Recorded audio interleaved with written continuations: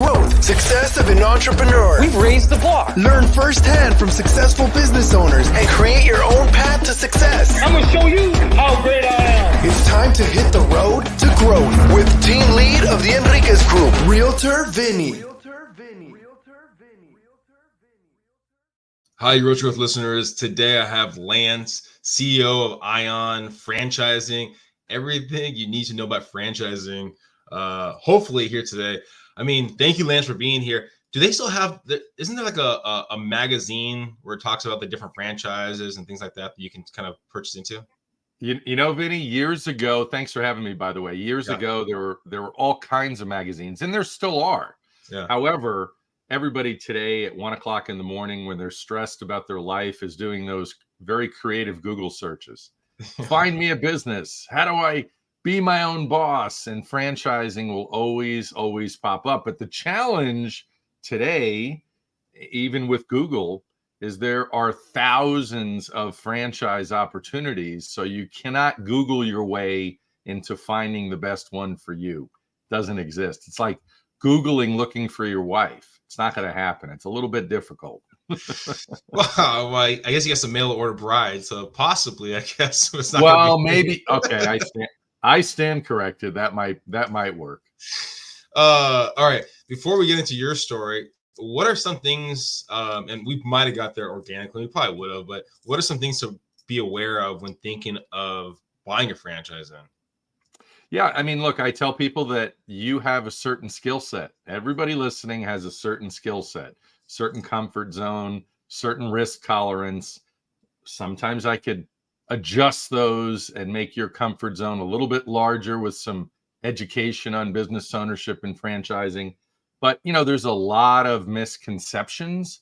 You do not have to be a millionaire to own a franchise. I have more brands today that are under $200,000 with financing in place. The SBA, Small Business Administration, absolutely loves to give out money, 20% down typically, even on a franchise that you're going to grow in your area. A lot of people today also are looking for those independent businesses all over the internet. It's talked about. Every guru out there is saying, buy somebody's existing business, and you know, you could get a 10% loan from the SBA if it's a good proven business, but you're still in business completely by yourself. In franchising, you have a whole entire team, call it a mastermind, supporting you in this endeavor, but you have to pick the right franchise for you. I think we'll probably talk about my biggest mistake in life.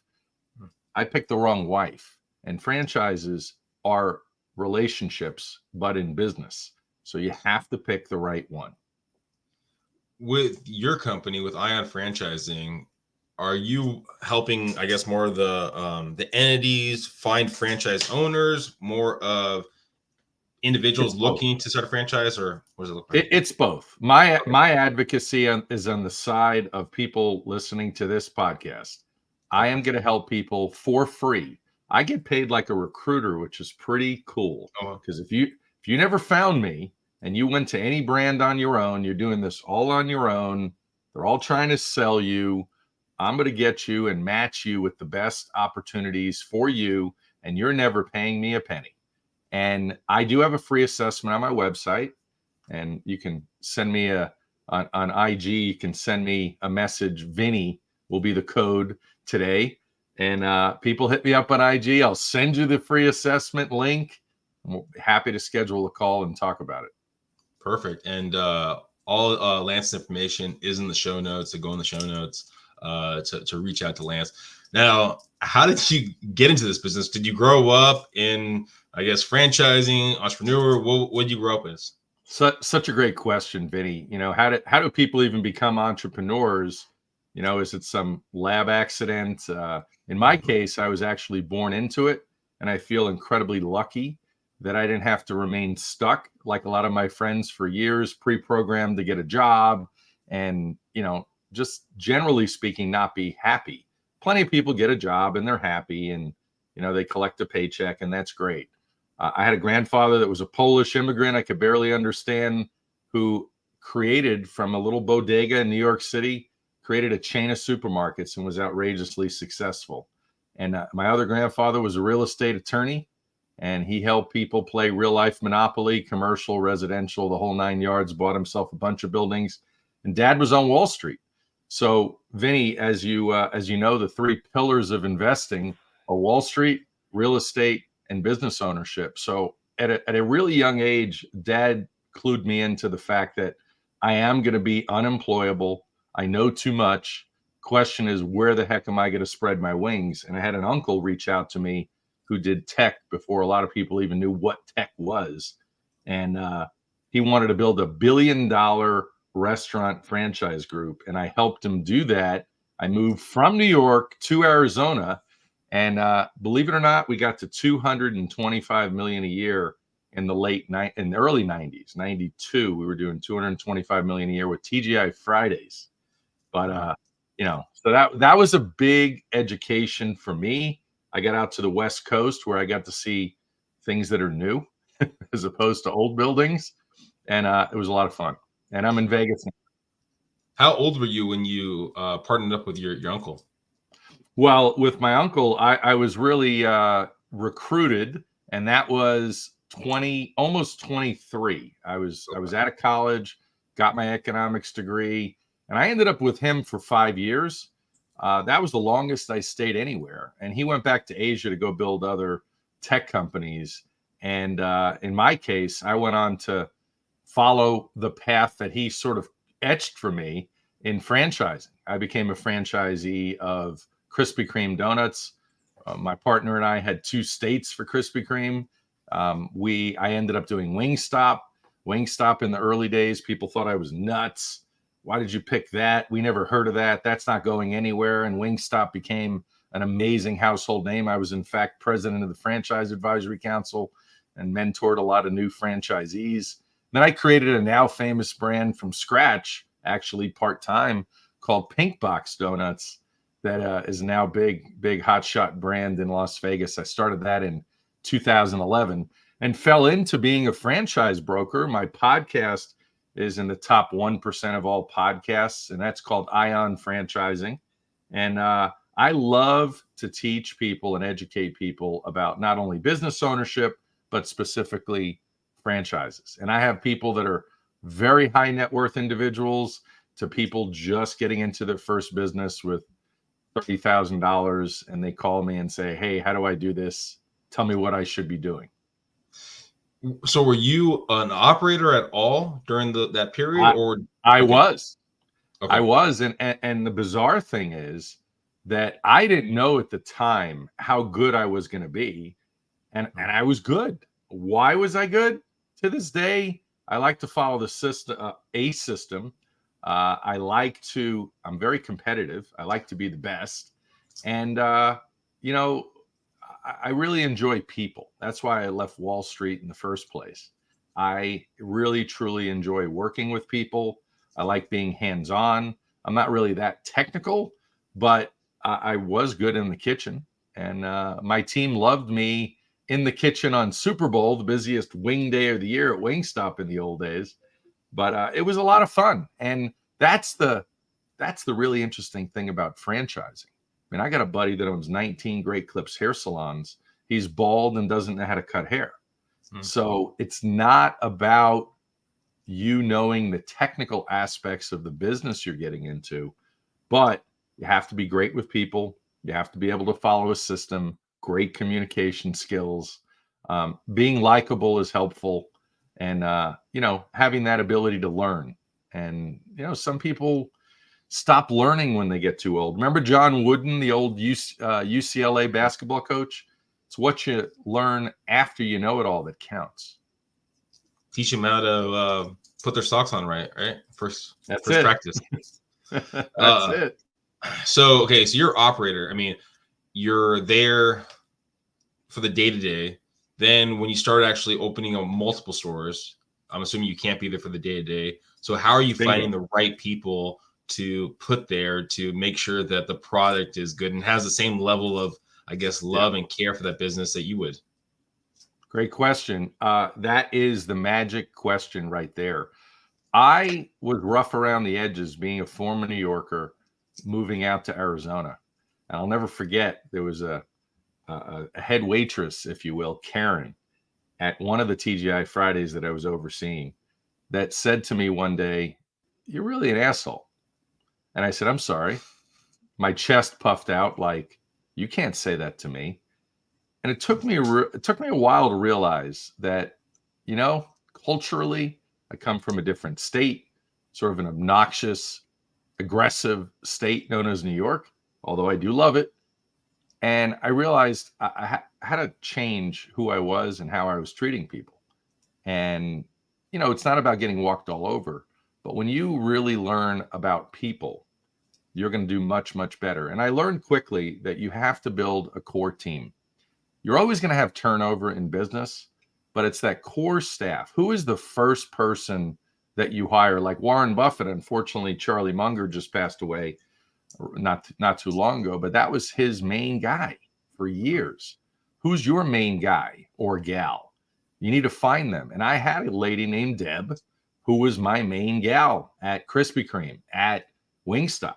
She was in both ventures with me as the operator. So at the end of the day, nobody builds an empire by themselves. And you have to learn how to be great with people.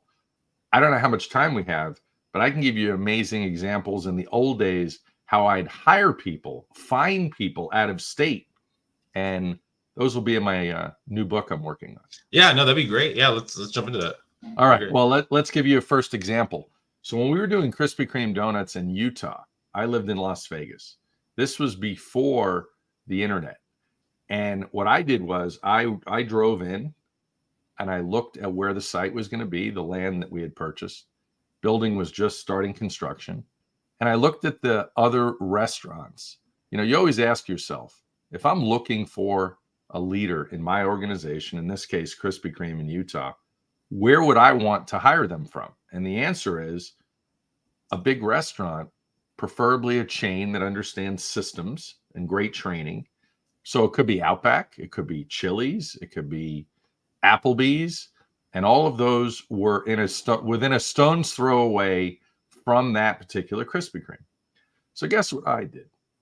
I wrote down those phone numbers. There was no internet then. I grabbed the phone book in the hotel room, called those places. I asked for the manager. Typically, if you call early morning during the week, you're going to get the manager before the businesses are open. I ended up speaking to, I think, one general manager and two assistant managers. And I said, "My name is Lance.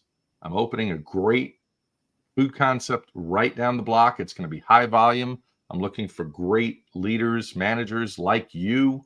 Clearly, I'm not calling to recruit you. That would be unprofessional. However, I am looking for people that you might know in the industry, friends and family, and I'd be happy to pay you some sort of referral fee for sending them my way. Here's my phone number, fax number. Yes, fax number for those listening and don't even know what that is anymore.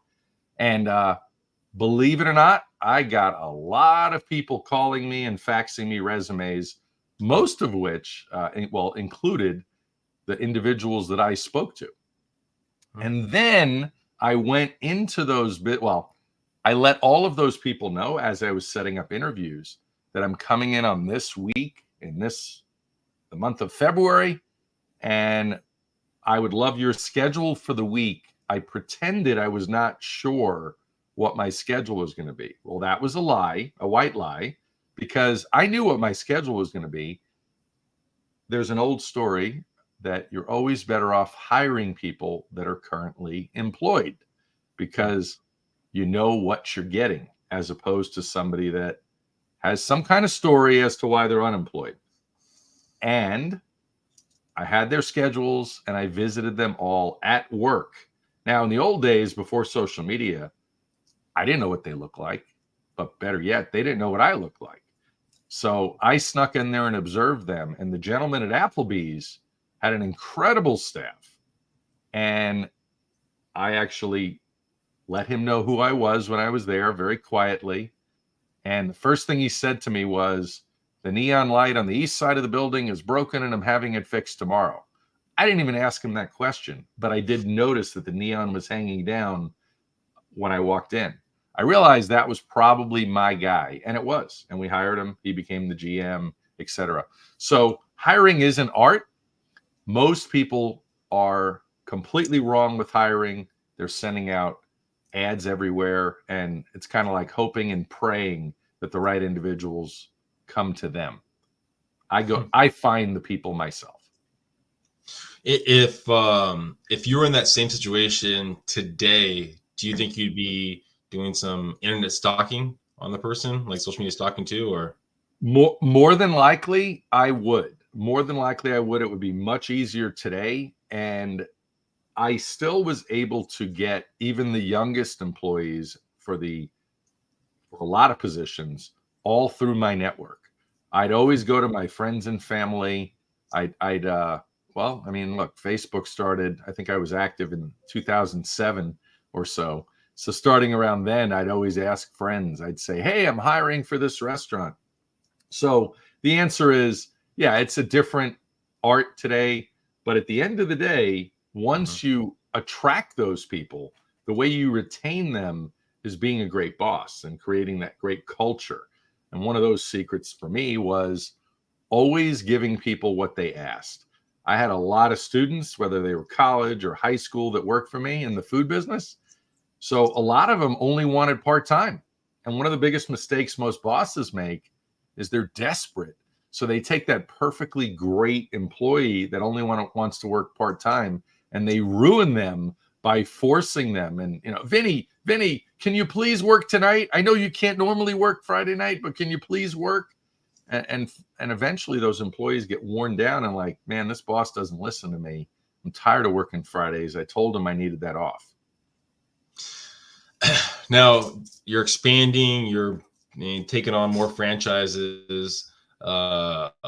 When's kind of like the divorce, or what's happened with your personal life, I guess, during this window? That's probably a lot of time that you're not around for.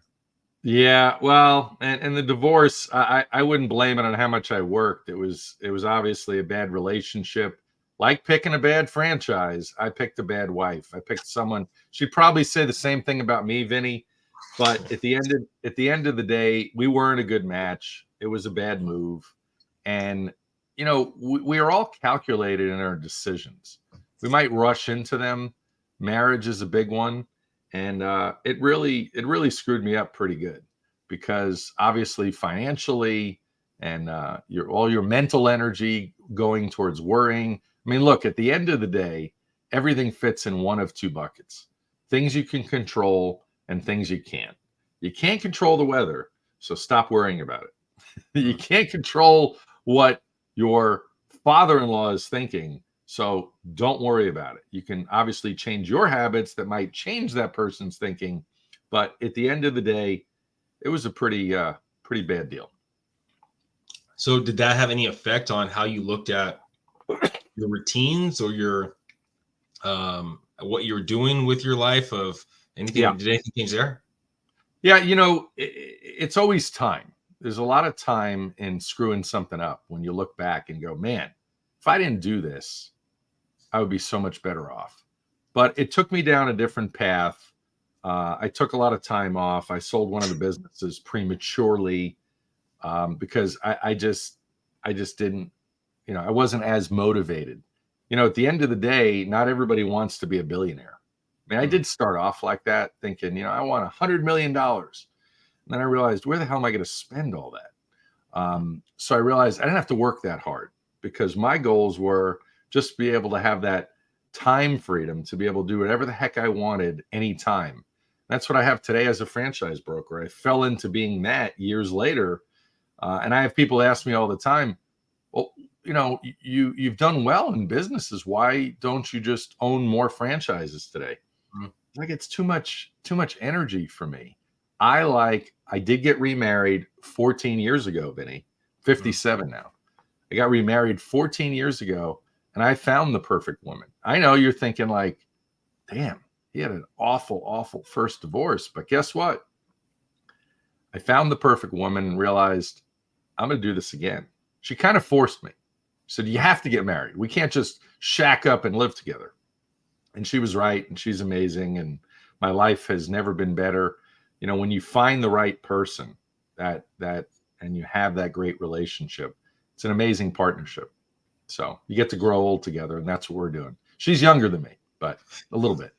So I know you talked about that, like kind of just the pain of, I guess, bringing on more franchises, right? Do you think there's a point or a structure that you could have done that would have buffered, I guess, enough of that pain where you had management kind of taking on those things, or was that just something you didn't really want to try?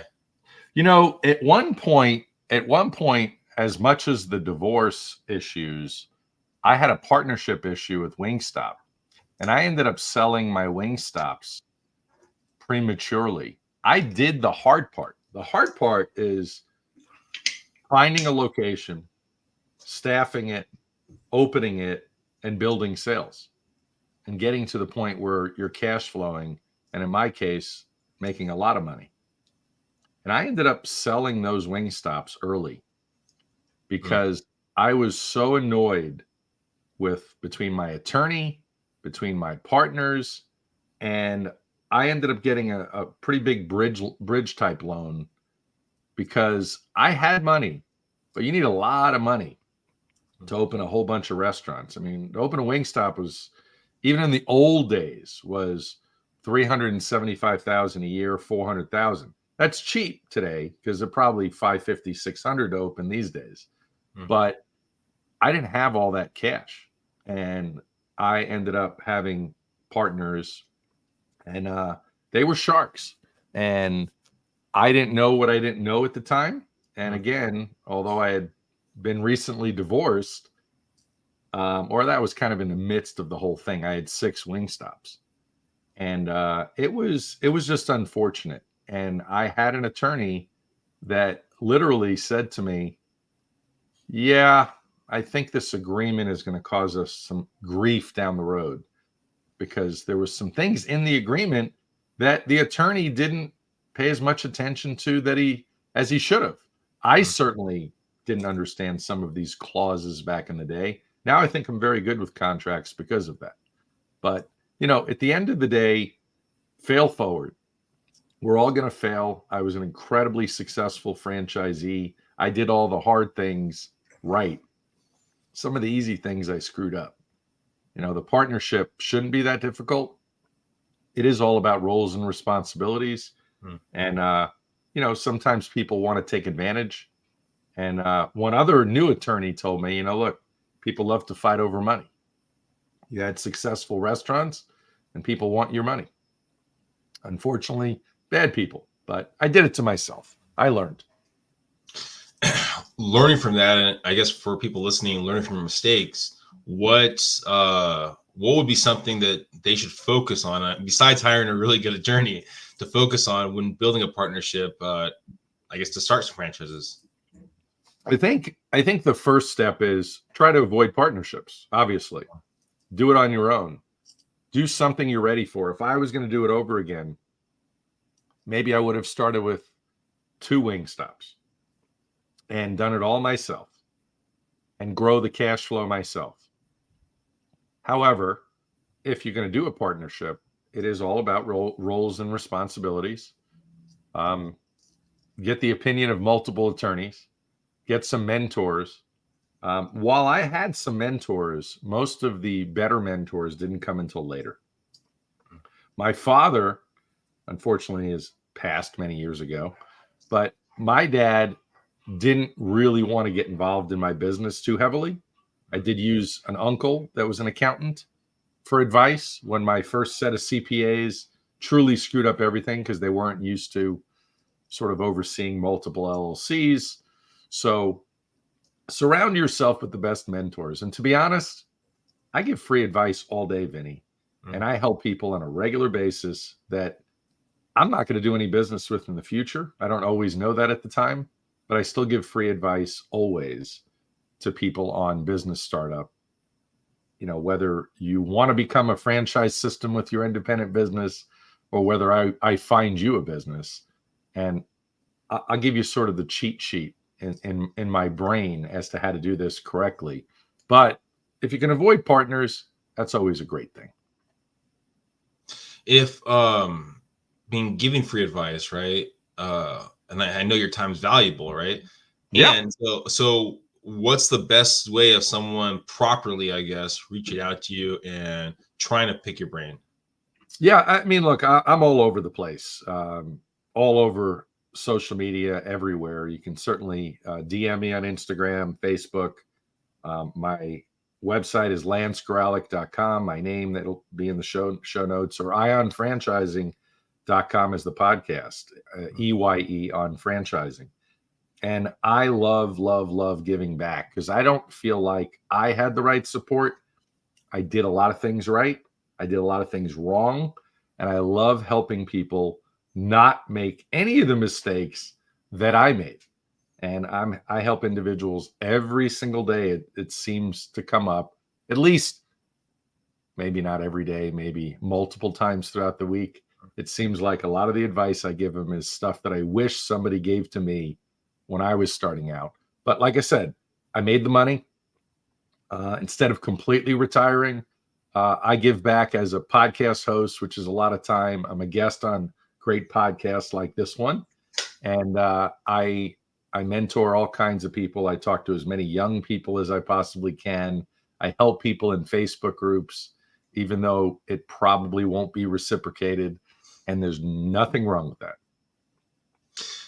You talked, and there's probably, because you can tell, I guess, especially if you're watching right now, right? There's some emotion aspect of the divorce, emotion aspect of that breakup that you had with the partnerships. Now, when you're in those low moments, because it seems like they were probably fairly low moments, what were you doing to get yourself back up? Was it basically just mindset, meditation, working out, taking a jog, taking a trip? What was that look like?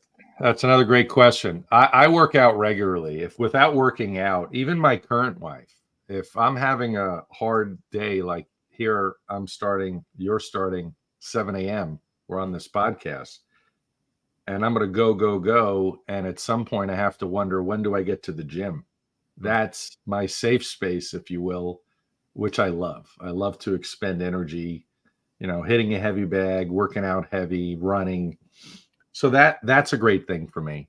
But no one is going to motivate you.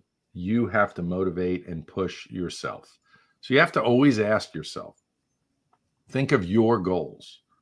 So in my case, as I was in that 5,300 square foot house that I built with my ex, and I knew I was going to be selling it in a short sale, and I got out of it pretty cleanly. A lot of value in Vegas.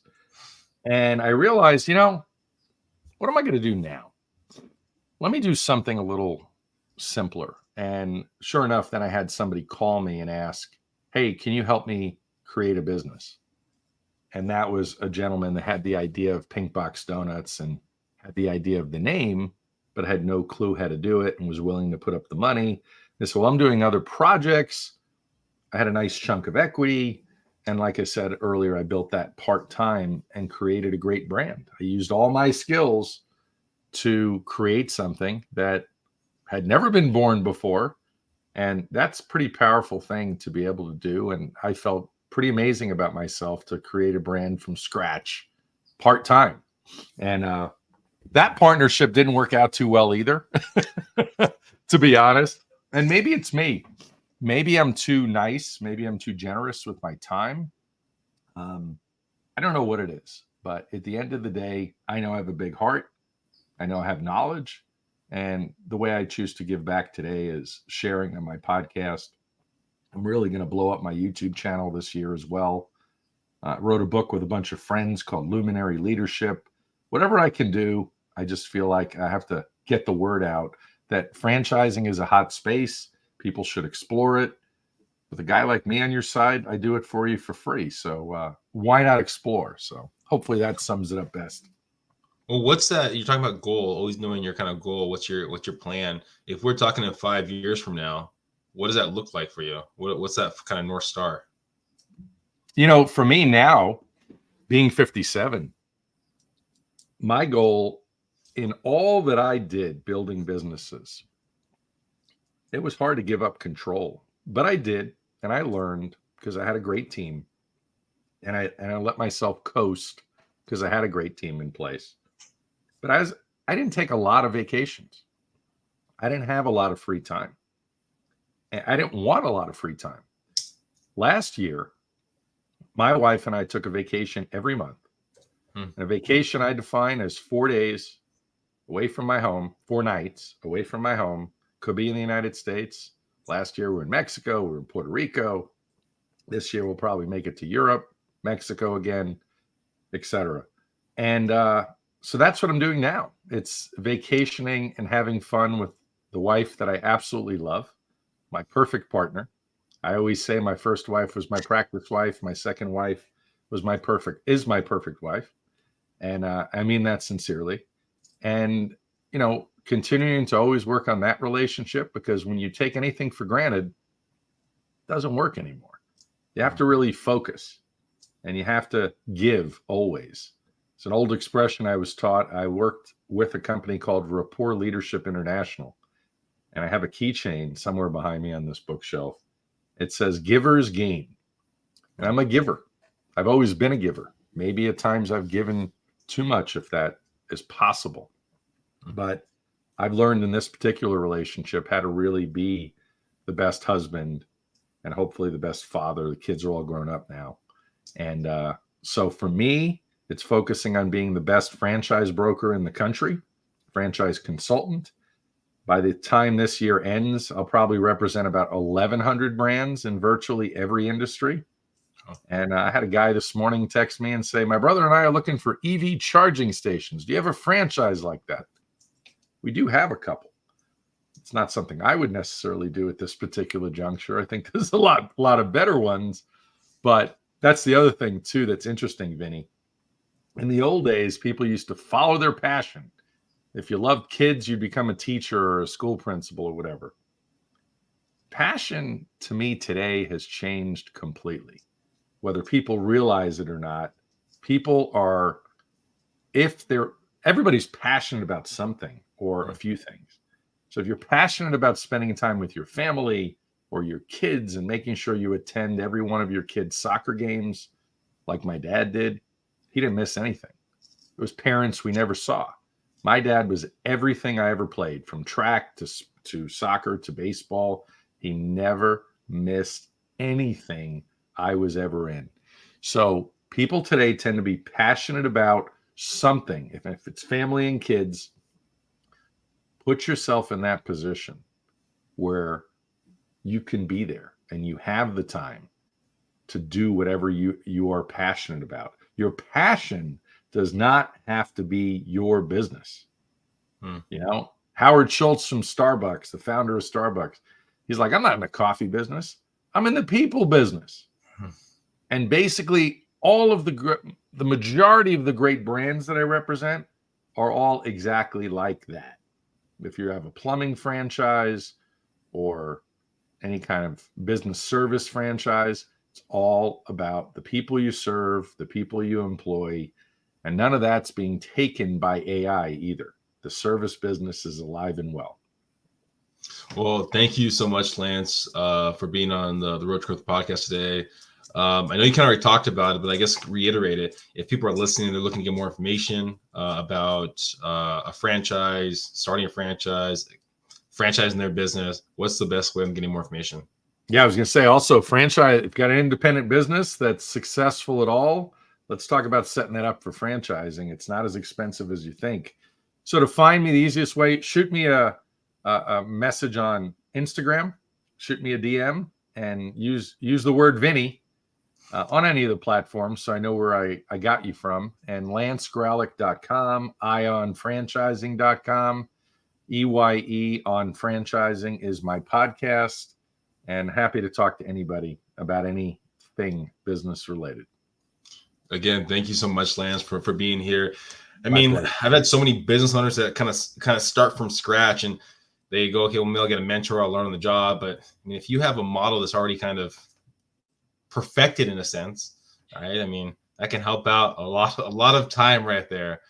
So that's it. Time is our most valuable resource for sure, Vinny. And that's the major advantage of franchising is you're in business for yourself, but not by yourself, and follow somebody else's model success.